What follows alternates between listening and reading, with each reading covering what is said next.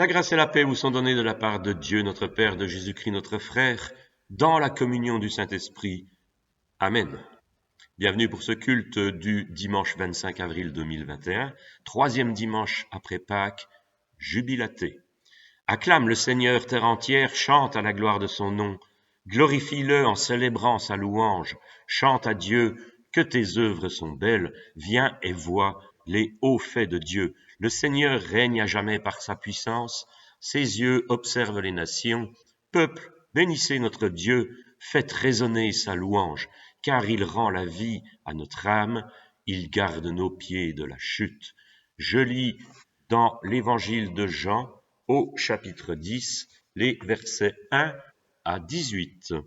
En vérité, je vous le dis, celui qui n'entre pas par la porte dans la bergerie, mais qui y monte par ailleurs, est un voleur et un brigand. Mais celui qui entre par la porte est le berger des brebis. Le portier lui ouvre, et les brebis entendent sa voix. Il appelle par leur nom les brebis qui lui appartiennent, et il les conduit dehors. Lorsqu'il a fait sortir toutes ses propres brebis, il marche devant elles, et les brebis le suivent parce qu'elles connaissent sa voix. Elles ne suivront point un étranger, mais elles fuiront loin de lui, parce qu'elles ne connaissent pas la voix des étrangers. Jésus leur dit cette parabole, mais ils ne comprirent pas de quoi il leur parlait. Jésus leur dit encore, en vérité, je vous le dis, je suis la porte des brebis. Tous ceux qui sont venus avant moi sont des voleurs et des brigands. Mais les brebis ne les ont point écoutés. Je suis la porte. Si quelqu'un entre par moi, il sera sauvé, il entrera et il sortira, et il trouvera des pâturages. Le voleur ne vient que pour dérober, égorger et détruire. Moi, je suis venu afin que les brebis aient la vie et qu'elles soient dans l'abondance. Je suis le bon berger donne sa vie pour ses brebis. Mais le mercenaire qui n'est pas le berger et à qui n'appartiennent pas les brebis, voit venir le loup, abandonne les brebis et prend la fuite, et le loup les ravit et les disperse. Le mercenaire s'enfuit parce qu'il est mercenaire et qu'il ne se met point en peine des brebis. Je suis le bon berger. Je connais mes brebis et elles me connaissent, comme le Père me connaît et comme je connais le Père, et je donne ma vie pour mes brebis. J'ai encore d'autres brebis qui ne sont pas de cette bergerie. Celles-là, il faut que je les amène. Elles entendront ma voix, et il y aura un seul troupeau, un seul berger. Le Père m'aime parce que je donne ma vie afin de la reprendre. Personne ne me l'ôte, mais je la donne de moi-même. J'ai le pouvoir de la donner et j'ai le pouvoir de la reprendre. Tel est l'ordre que j'ai reçu de mon Père. Seigneur, ta parole est la vérité. Sanctifie-nous par ta vérité.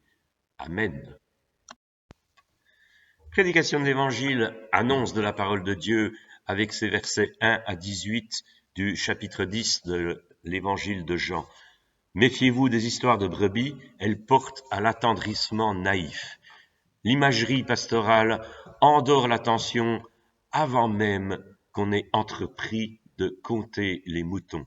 Attention aux histoires de brebis, surtout quand elles sont bibliques. Ces bêtes-là, dans la réalité, ne se comportent pas idéalement comme on leur raconte. Sortons de l'enclos de l'image pastorale, toujours un peu convenue. L'image du Messie, en tenue de berger véritable du peuple d'Israël, ne nous étonne plus comme elle ne nous parle plus vraiment. Il est vrai que ça bêle de partout dans ce texte. Les brebis sont dispersées à tout bout de phrase et tout tourne autour d'elles. Le meilleur comme le pire. Mais c'est le pire qui domine avec ses voleurs, ses brigands et ses loups. Les brebis sont l'enjeu d'un combat de rivaux, elles stimulent la convoitise de tous ceux qui veulent et qui peuvent se faire passer pour bergers. Ensuite, quelque chose semble ne plus aller de soi avec une succession d'images qui ne s'enchaînent pas de façon cohérente. Le berger des brebis entre par la porte que lui ouvre le portier, mais pour dire plus loin, je suis la porte des brebis. Et c'est bien là que notre attention trébuche. Pour retrouver l'image plus prévisible et rassurante du berger dans la suite du texte, Il faut passer par cette porte. Rien ne nous dit qu'elle est fermée, les brebis viennent, et pourtant les voleurs la contournent. Quel intérêt à enfoncer une porte ouverte? En tout cas, il va nous falloir forcer la signification de cette porte. Autre embarras, passer par cette porte-là, c'est pour les brebis la garantie d'une vie en abondance. Ça ne leur apporte rien en matière de sécurité. Les voleurs, justement, sont attirés par l'enclos. C'est même la clôture qui facilite leur tâche.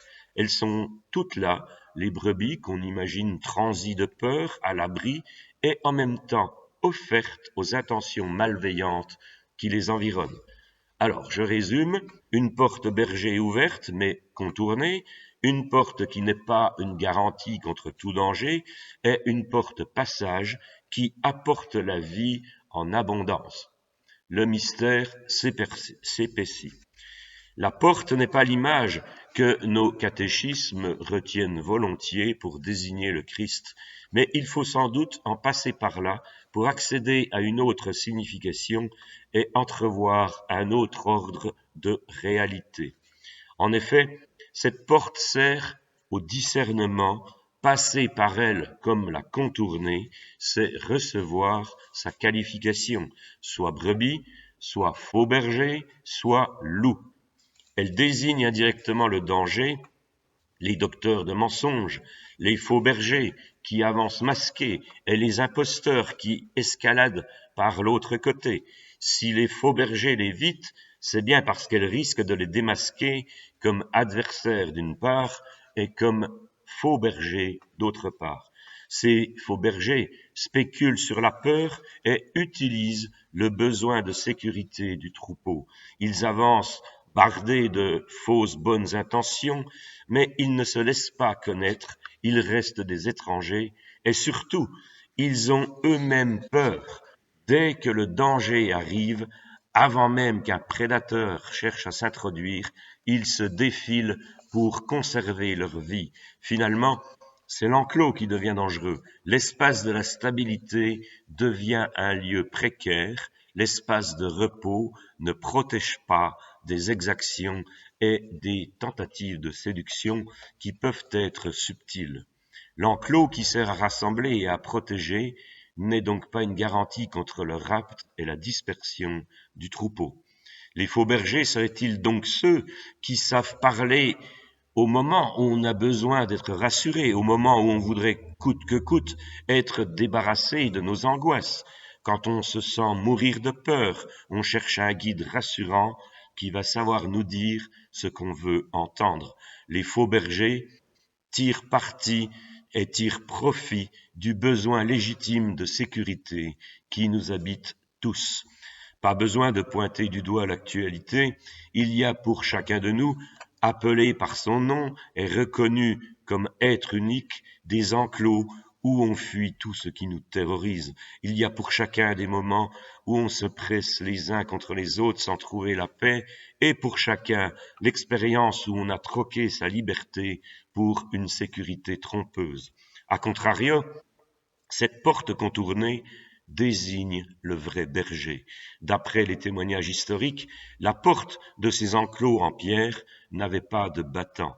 La porte, c'était le berger couché de tout son long, le berger qui veille, barrant l'entrée de tout son corps pour éviter le passage des prédateurs.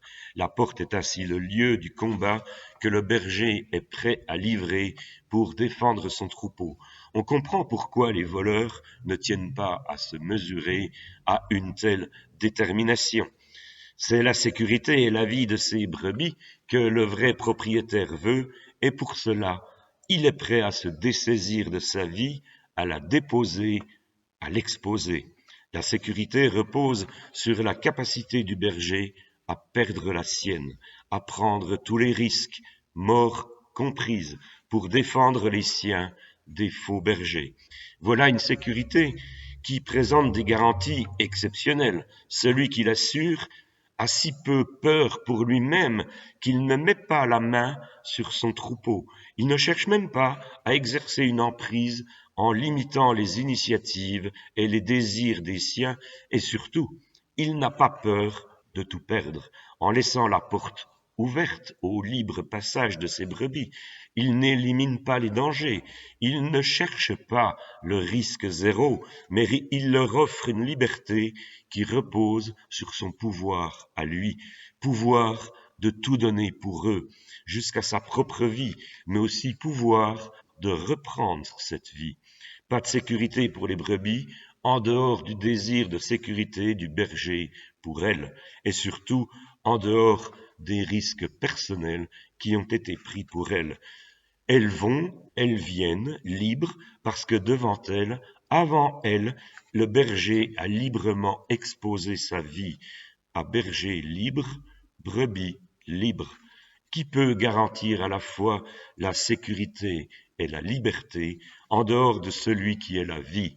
Qui peut se permettre à la fois ce souci de chacun et cette latitude offerte? Certainement pas une capacité humaine. Il n'y a pas à se tromper. On ne peut passer que par cette porte-là, dans un sens comme dans l'autre, au gré des circonstances ou des désirs.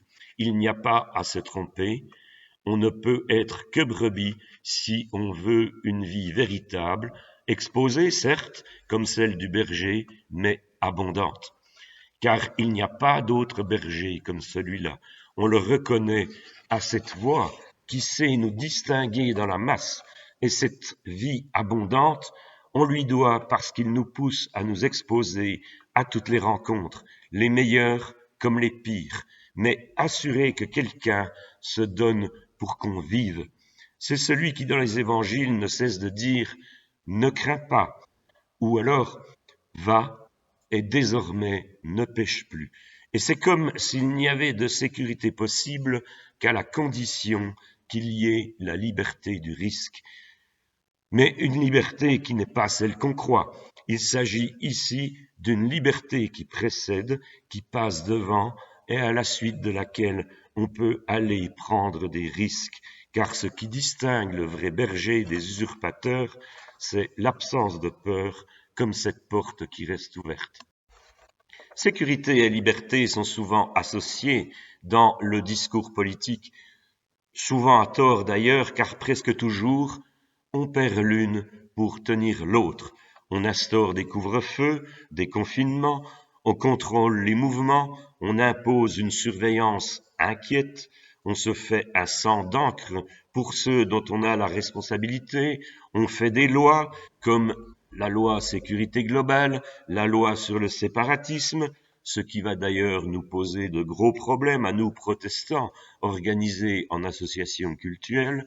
Allez voir les déclarations de M. Claveroli sur le site de la FPF à ce sujet. Mais ici, le Christ se fait passage entre les deux, une porte battante qui ouvre indifféremment sur la sécurité et la liberté, car lui, il n'a peur ni pour lui, ni pour nous.